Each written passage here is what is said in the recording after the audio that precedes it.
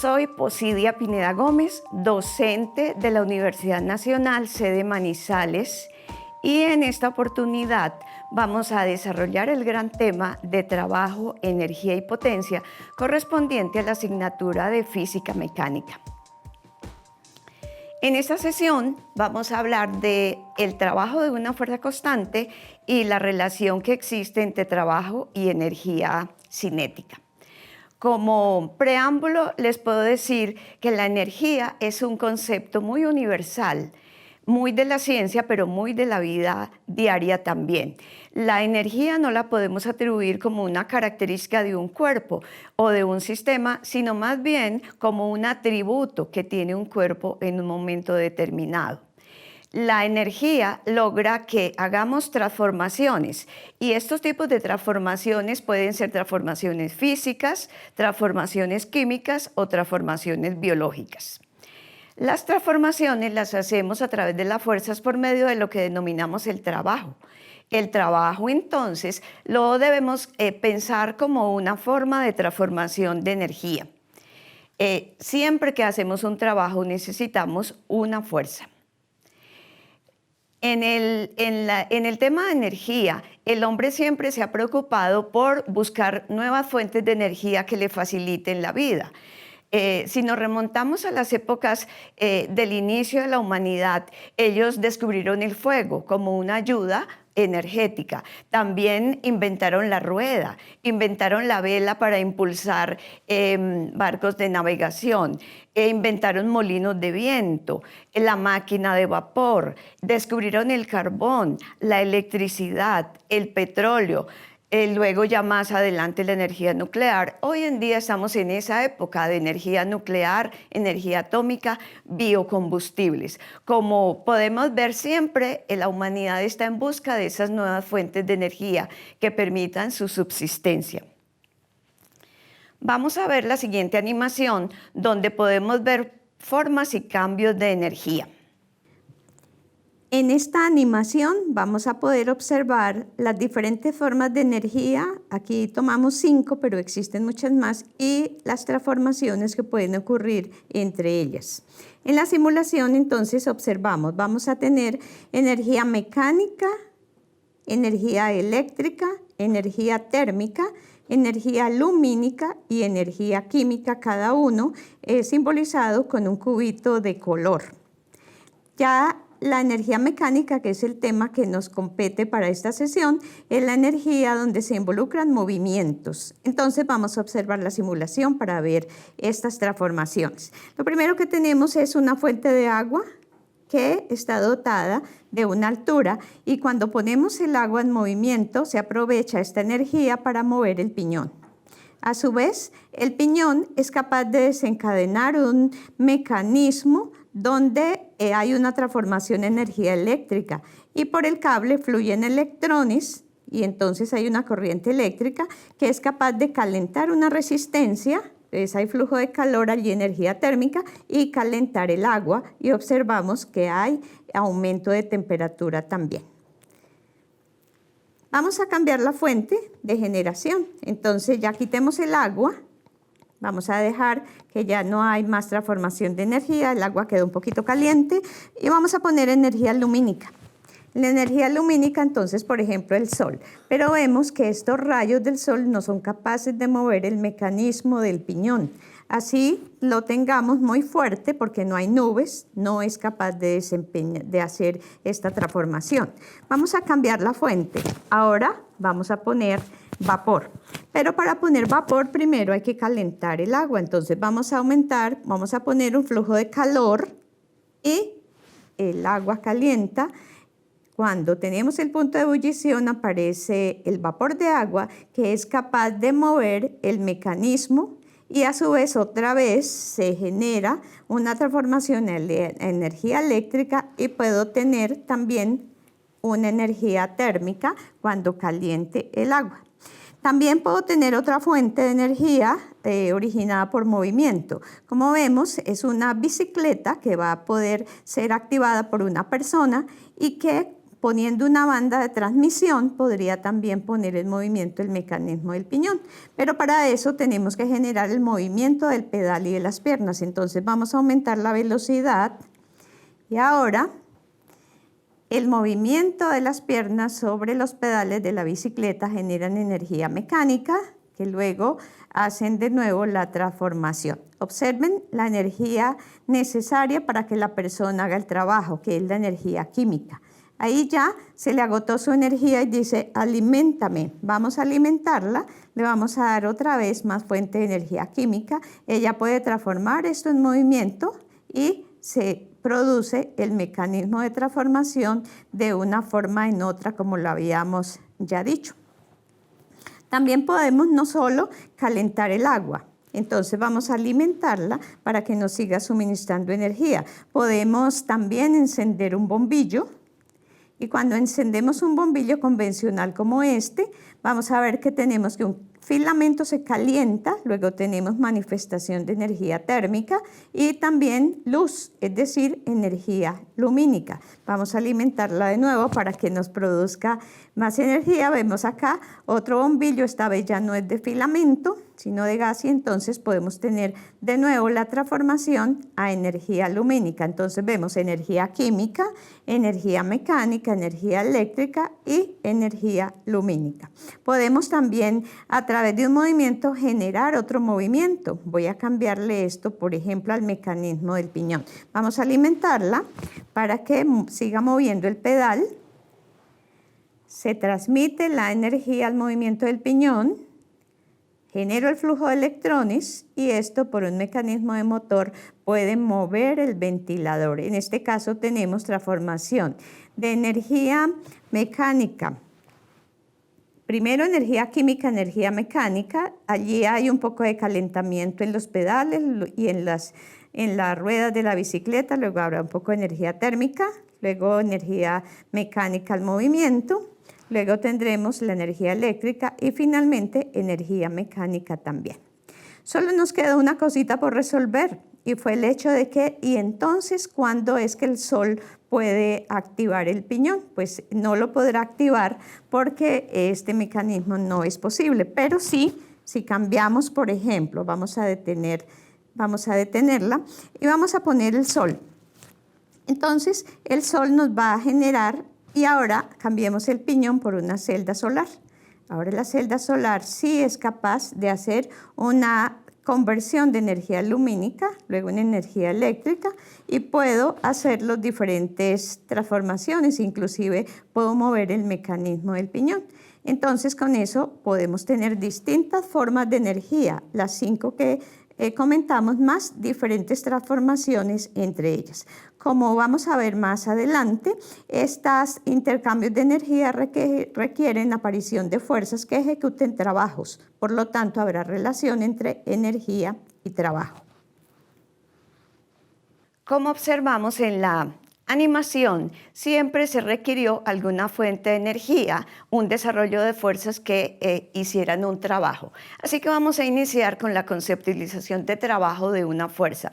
Este es un concepto que dista mucho del lenguaje cotidiano, porque en el lenguaje cotidiano usamos la palabra trabajo sin necesariamente vincularlo con el concepto científico. Así que decimos, me dieron un trabajo, voy a conseguir un trabajo, me trasnoché haciendo un trabajo.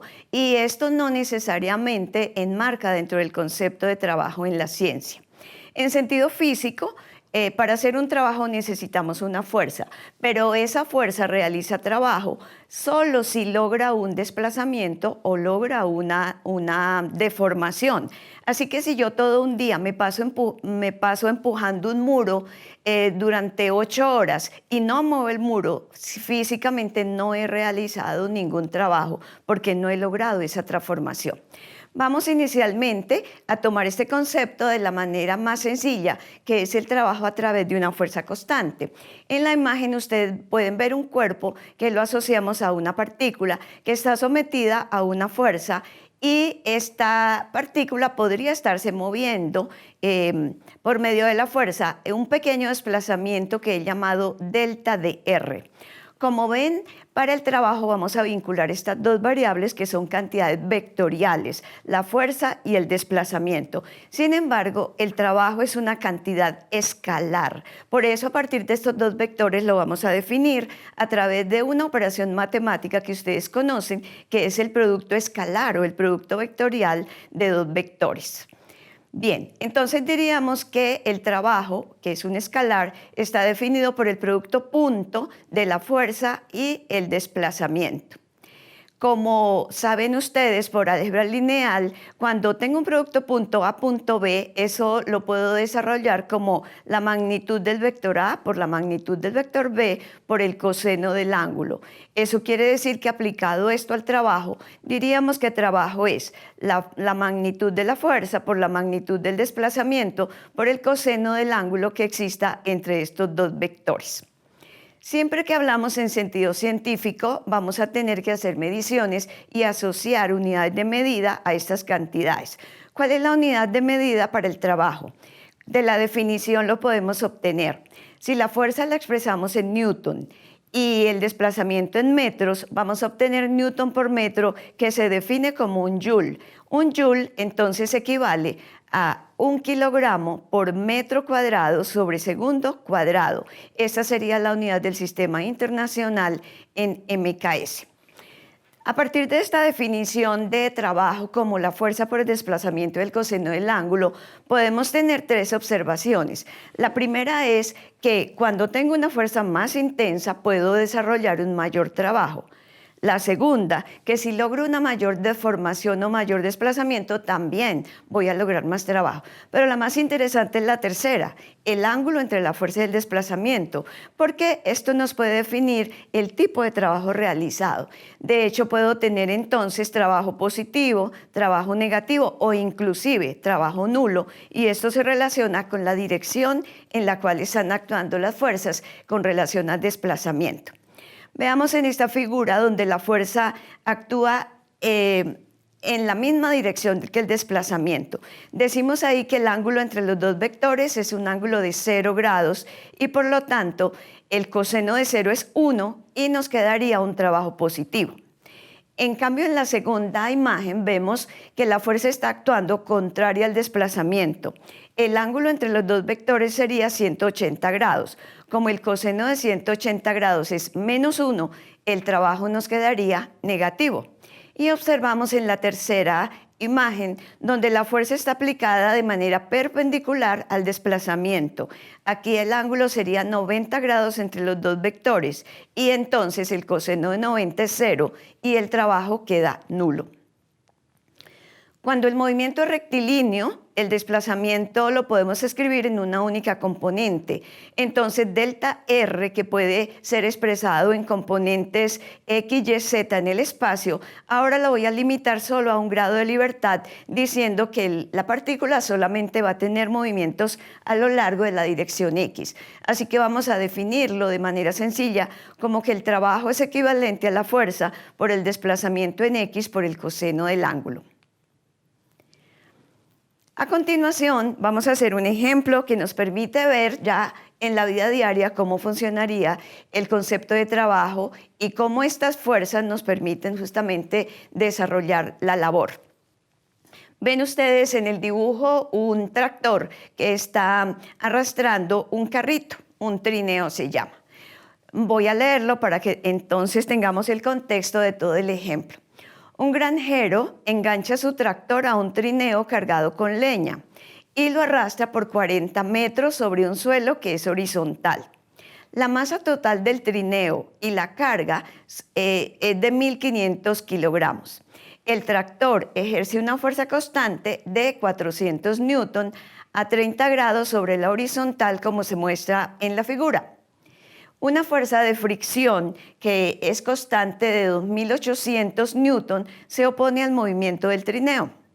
Calcule el trabajo realizado por cada fuerza que actúa sobre el trineo y el trabajo de todas las fuerzas que actúan sobre el mismo, es decir, el trabajo de la resultante de fuerzas. Siempre que tenemos un ejemplo de aplicación para la solución, lo primero que tendríamos es identificar las variables de las cuales tenemos su valor y de las cuales necesitamos hallar. En este caso conocemos que la masa del trineo es 1.500 kilogramos, que el desplazamiento que va a obtener el trineo con la leña es 40 metros, la fuerza que aplica el tractor a través de su motor es de 4.000 newton, el ángulo de esa fuerza es 30 grados y la fuerza de roce que actúa de manera permanente y constante es 2.800 newton. Vamos a ver ahora en el tablero cuáles serían las fuerzas que reconocemos sobre el trineo. Vamos a dibujar en el tablero solo el trineo, porque el sistema está compuesto de varios objetos que interactúan. Está el suelo, está el trineo y está el tractor. Pero nos vamos a concentrar únicamente en el trineo como una partícula. Voy a dibujarlo en el modelo más sencillo como si fuera un bloquecito y vamos a ubicar las fuerzas que están actuando sobre el trineo. La primera fuerza inherente al hecho de que tenga masa y que está en un campo gravitacional es su fuerza de peso.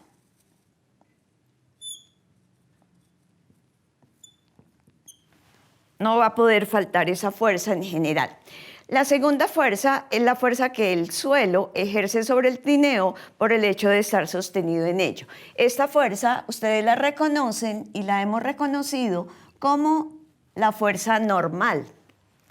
Además de esto, nos dicen que el trineo está sintiendo más bien fricción por parte del suelo. Entonces vamos a dibujar esa fuerza que se opone al movimiento en todo momento. Voy a dibujarla en el sentido contrario y la voy a llamar como fuerza de roce. También tenemos la fuerza que el tractor ejerce. Esta fuerza la voy a dibujar como un vector que llamo F y cuyo ángulo de inclinación es el ángulo θ que nos dijeron 30 grados con respecto a la horizontal. En el modelo, el trineo con la leña es una partícula, así que al moverse como una partícula no va a experimentar fuerzas de rotación, únicamente fuerzas de traslación. En ese caso podemos rayar y hacer un diagrama de cuerpo libre, donde veamos ese trineo como un punto en el espacio coordenado y vamos a ubicar las fuerzas. Como vamos a ver en pantalla, vamos a ubicar estas fuerzas en un plano XY. El diagrama de cuerpo libre entonces nos daría plano XY, dibujamos cada fuerza. Primero, la fuerza que dijimos de la fuerza del peso dirigida verticalmente hacia abajo. Luego, ubicamos la fuerza normal, que es exactamente en este caso contraria al peso, perpendicular a la superficie. La fuerza de rozamiento, contraria a la dirección que el trineo va a tener de movimiento, y luego la fuerza del tractor. Notemos acá que en este diagrama de cuerpo libre es necesario pensar en la fuerza del tractor en sus dos componentes. Una componente horizontal que por las relaciones trigonométricas la definiríamos como la fuerza por el coseno del ángulo y una componente perpendicular al plano, a la superficie del suelo, que sería F por el seno del ángulo θ. Estas son las fuerzas que actúan en nuestra partícula, en nuestro trineo. Como nos están pidiendo que calculemos el trabajo de cada una de ellas, vamos a hacer el cálculo por cada una y luego también el trabajo hecho por la resultante de fuerzas. Para eso, aquí les coloqué de nuevo en la pantalla el diagrama de fuerzas que tenemos para que no olvidemos cómo son las fuerzas. Veamos el trabajo de cada fuerza.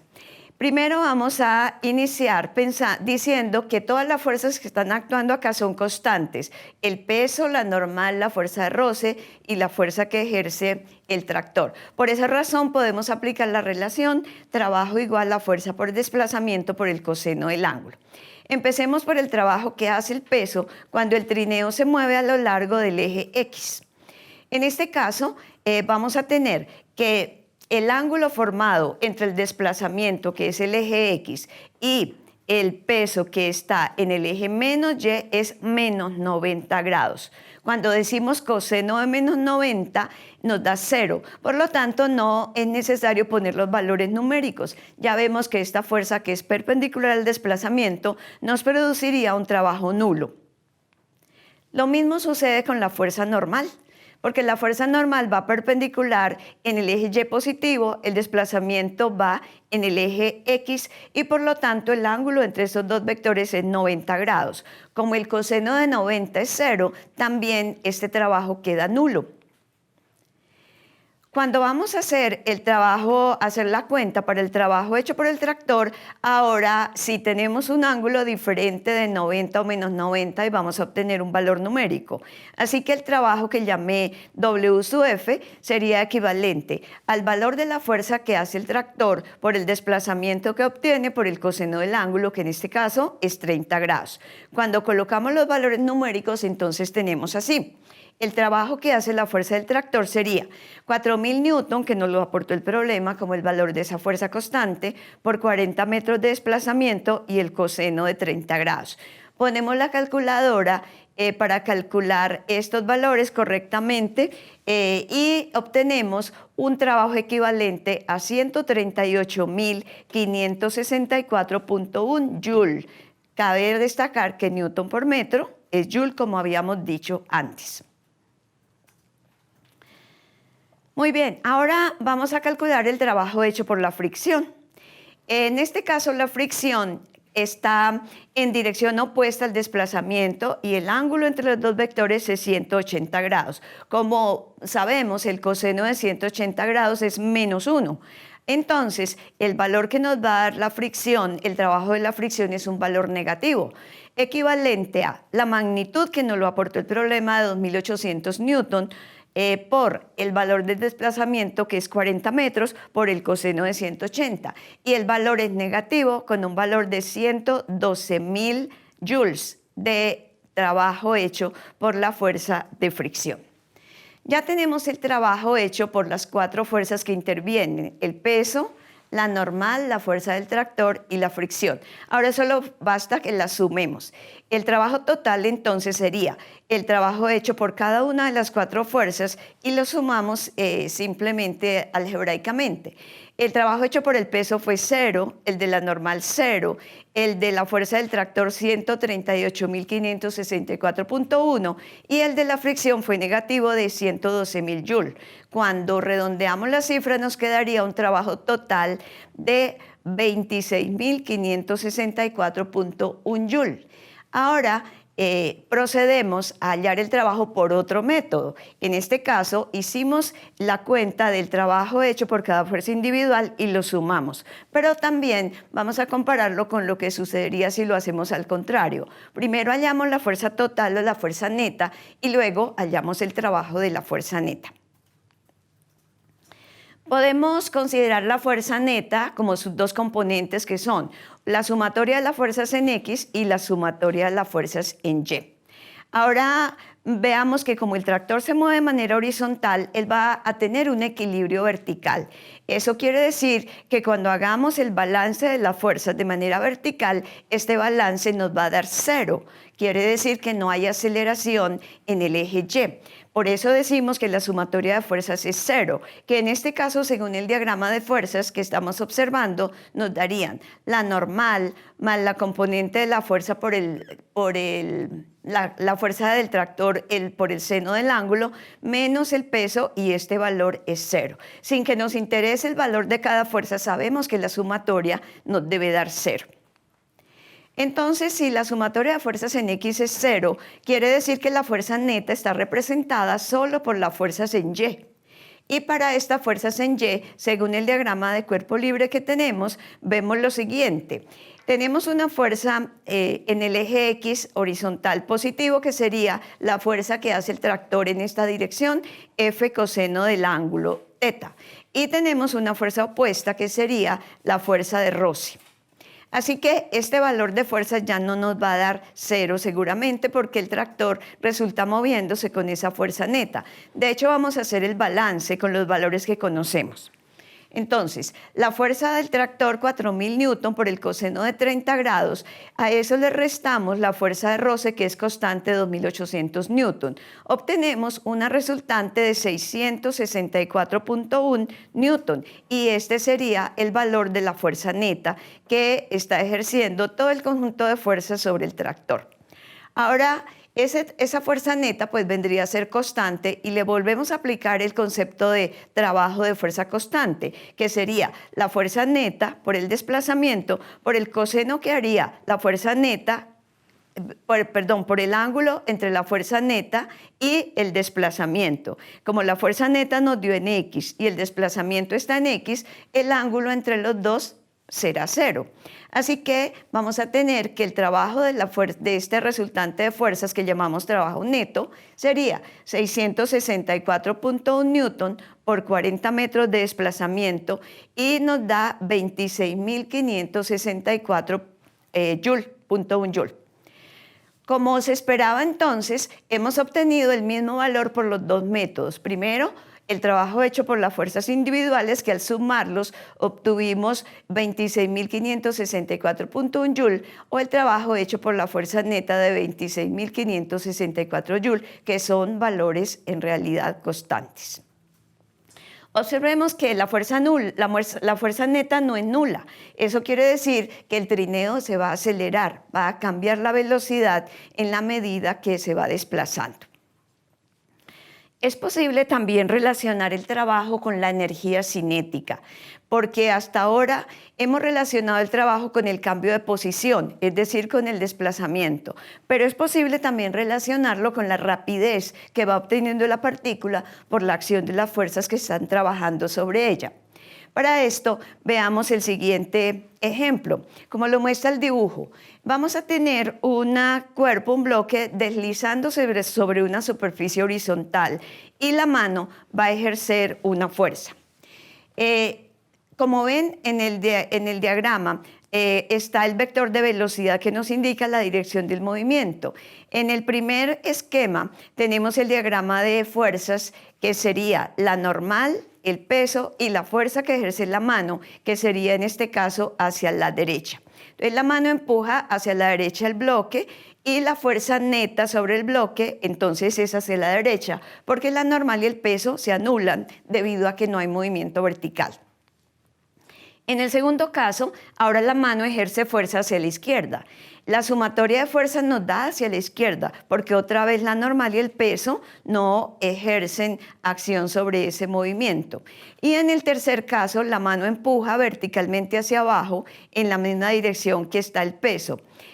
Como el movimiento se hace de manera horizontal, la fuerza neta en este caso también tiene que ser 0, y obviamente luego el trabajo de la fuerza se estará expresado por el trabajo hecho por esta fuerza. Relacionemos estos cambios de rapidez con el trabajo. En el primer caso, el trabajo neto efectuado será positivo y el bloque aumenta la rapidez. En el segundo caso, el trabajo neto será negativo porque nos dio la fuerza contra el desplazamiento. ¿Qué sucede aquí? Que el bloque disminuye la rapidez. Pero en el tercer caso, esa fuerza que empujó con la mano la fuerza de la mano hacia abajo no logró tener una fuerza neta, y por lo tanto aquí el trabajo es 0. ¿Qué pasa con la rapidez del bloque? No cambia, se mantiene constante. Vamos a relacionar entonces matemáticamente el trabajo con los cambios de rapidez. Para esto vamos a valernos de la segunda ley de Newton, como ya conocemos nosotros para una partícula. La segunda ley de Newton, que dice que cuando la masa es constante, la sumatoria de las fuerzas o la fuerza neta es equivalente a la masa por la aceleración que tenga la partícula. En el dibujo vemos un bloque de masa m que se desplaza en la dirección x desde la posición x1 hasta la posición x2, llevando un desplazamiento delta x. El movimiento está dado a distintas a distintas velocidades. Como vemos, el vector v1 es un poco más pequeño que el vector 2, indicándonos que va a haber cambios de rapidez o de velocidad debido a la aceleración. Solo vamos a permitir movimientos según el eje X. Esto quiere decir que podemos decir, pasándonos de la ecuación vectorial a una ecuación escalar para únicamente esta dirección. Podemos decirnos entonces que la fuerza neta en X es equivalente a la masa por la aceleración en X. Ahora queremos relacionar con los cambios de rapidez. Por cinemática nosotros sabemos que si un cuerpo cambia de velocidad en el tiempo, entonces ha ocurrido una aceleración y también por el cambio de posición. Como vemos, esta es una ecuación cinemática que nos dice que la velocidad en el punto 2 al cuadrado es equivalente a la velocidad en el punto 1 al cuadrado más 2 veces la aceleración por el desplazamiento. De acá vamos a obtener la aceleración. Entonces despejamos obteniendo la diferencia de los cuadrados de la velocidad entre los puntos 2 y 1 dividido entre 2 veces el desplazamiento, que sería delta x. Ahora aplicamos la segunda ley de Newton. Entonces nos quedaría que la fuerza es la masa por esta aceleración que acabamos de obtener, y a continuación pasamos el desplazamiento a multiplicar con la fuerza. Obtenemos entonces la fuerza en X por el desplazamiento en X será equivalente a la masa por la diferencia de los cuadrados de la velocidad dividido entre 2. Podemos analizar y pensar cómo son estos términos. Observemos.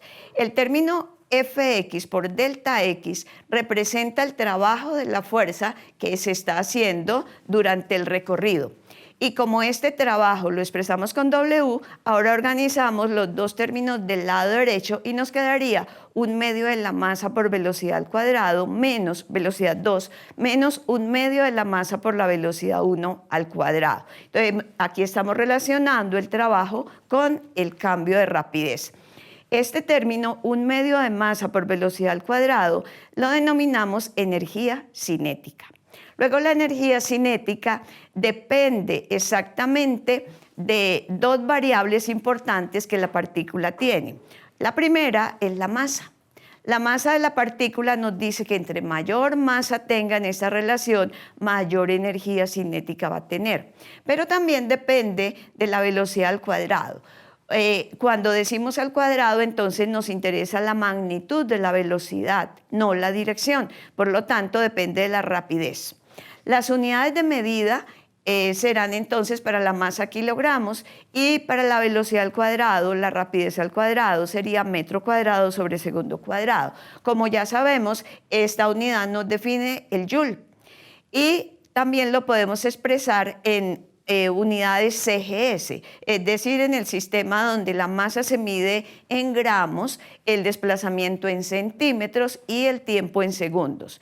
Aquí nos quedaría haciendo la relación gramo por centímetro cuadrado sobre segundo cuadrado, que es también una unidad de energía bastante pequeña que se denomina un ergio. Y podemos establecer una relación entre el julio y el ergio.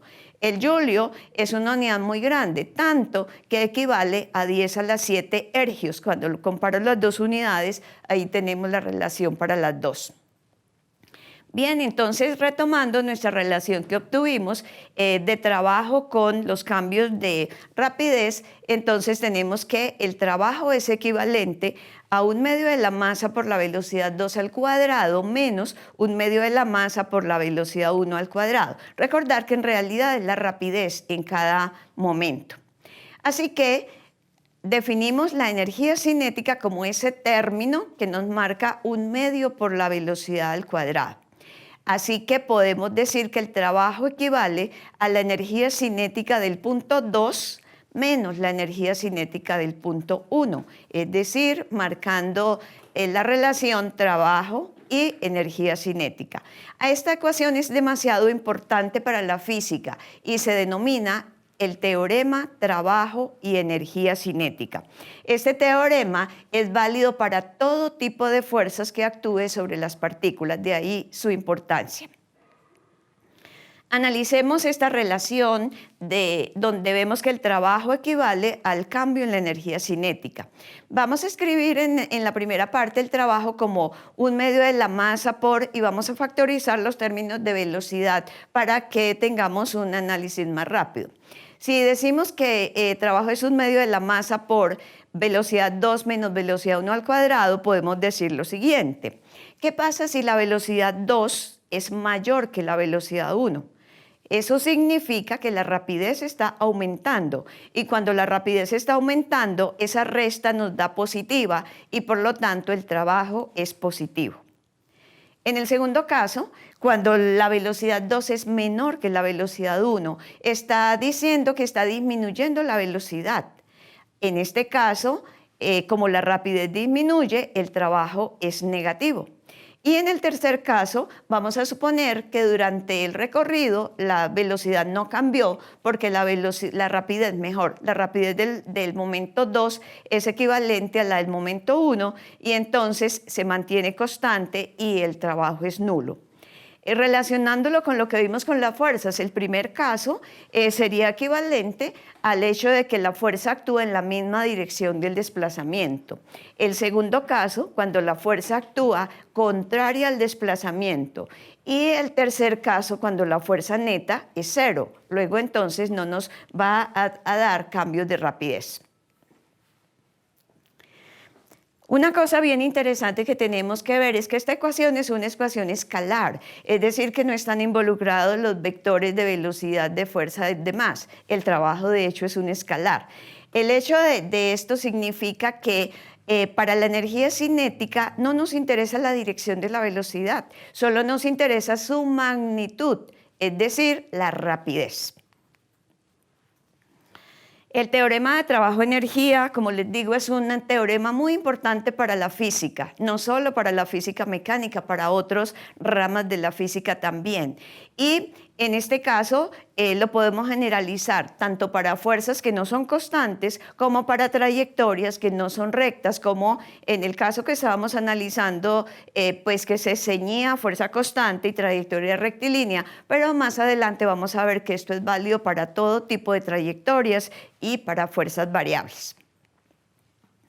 Vamos a regresar a nuestro ejemplo del tractor para que veamos cómo podemos enlazar los cambios de energía cinética con el trabajo y podamos utilizar esta información para determinar, por ejemplo, la rapidez.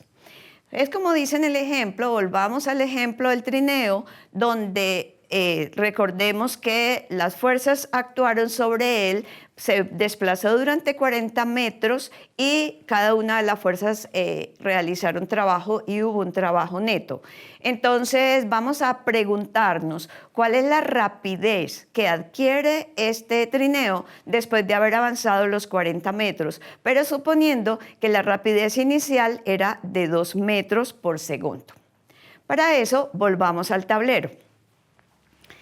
Vamos a dibujar en el tablero el trineo como el bloquecito, que es la partícula que se está moviendo, y vamos a indicar cuáles son esos dos puntos de rapidez, rapidez 1 o rapidez 2. Como vemos, el suelo horizontal, nuestra partícula, que la voy a pensar como un bloquecito, aunque en verdad pudiera ser como un punto en el espacio. Este es el trineo. Bien, no nos interesan por ahora las fuerzas, sino que nos interesan los cambios de posición. Entonces vamos a suponer que el trineo inició acá en un punto X1 y que para ese punto X1 teníamos una velocidad V1. Voy a indicarla acá con un vector rojo. Una velocidad V1. Como hubo una serie de fuerzas que interactuaron sobre él, entonces el trineo, cuando lo vemos en una posición 2, llevará una velocidad diferente en la dirección horizontal a la derecha y por lo tanto llevará una velocidad en el punto 2, una rapidez V2. Bien, cuando tenemos el vector podemos marcarle la flechita encima para indicar que esta velocidad lleva dirección. Sin embargo, para las cuentas es la rapidez la que nos está interesando. Bien, entonces lo que nos están preguntando es, ¿cuál es ese cambio de velocidad sabiendo que el desplazamiento que hizo este trineo fue de 40 metros y este fue un delta X? Bien, entonces para poder hacer el análisis y responder la pregunta que nos dicen cuál es la velocidad que adquirió el trineo en el punto 2, volvamos a la diapositiva. Bien, debemos retomar los datos que teníamos del caso anterior. Recordemos que en ese caso el trineo con su leña que estaba cargando equivalía a una masa de 1.500 kilogramos. Ya habíamos encontrado el trabajo total, tanto por el método de trabajo de fuerza individual como por el método de trabajo neto hallado por la resultante de fuerzas. Ese trabajo nos dio un valor de 26.564.1 Joule. Entonces, para poder determinar cuál es la rapidez que el trineo lleva en el punto 2 después de recorrer los 40 metros, vamos a aplicar el teorema trabajo-energía cinética. Este teorema, como volvamos a escribirlo, dice que el trabajo es equivalente al cambio en la energía cinética, pensándolo como la energía cinética del punto 2 menos la energía cinética del punto 1. Aquí conocemos, en esta relación conocemos, me devuelvo un poquito, conocemos el valor del trabajo, conocemos el valor de la velocidad 1 y conocemos el valor de la masa. Luego debemos determinar el valor de la velocidad 2, que en este caso en verdad es la rapidez que lleva en el punto 2. Despejando los términos, entonces tendríamos un medio de la masa por la velocidad 2 al cuadrado, que sería equivalente al trabajo más un medio de la masa por la velocidad 1 al cuadrado. Nos interesa el B2, entonces B2 al cuadrado sería equivalente a 2 veces, fíjese que voy a pasar el 2 a multiplicar a cada uno de los términos, 2 por W dividido entre la masa más 2 por m dividido entre la masa. Por eso del lado derecho nos quedó más B1 al cuadrado.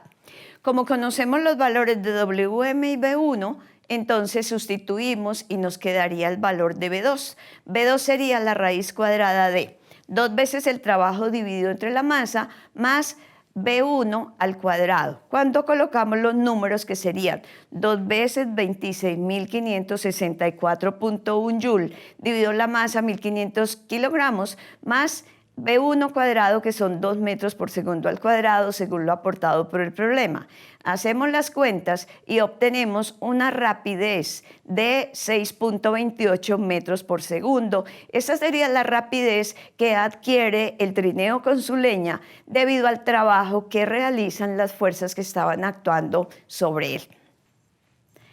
Muy bien, con todos los elementos que ya hemos visto en esta primera parte de nuestra gran sesión de trabajo, energía y potencia, ya ustedes podrán revisar el tema, podrán buscar en los textos más ejercicios de aplicación, porque la física en realidad es una ciencia que requiere esto, requiere aplicación, requiere que volvamos a pensar en los problemas, apliquemos los conceptos y demás. O sea que no nos podemos quedar aquí donde solo hicimos 1 o 2 ejercicios sencillos a propósito, pero hay muchas más aplicaciones que nos ayudan a ir comprendiendo el mundo y a ir ganando estructura mental, que es lo que implica la ciencia.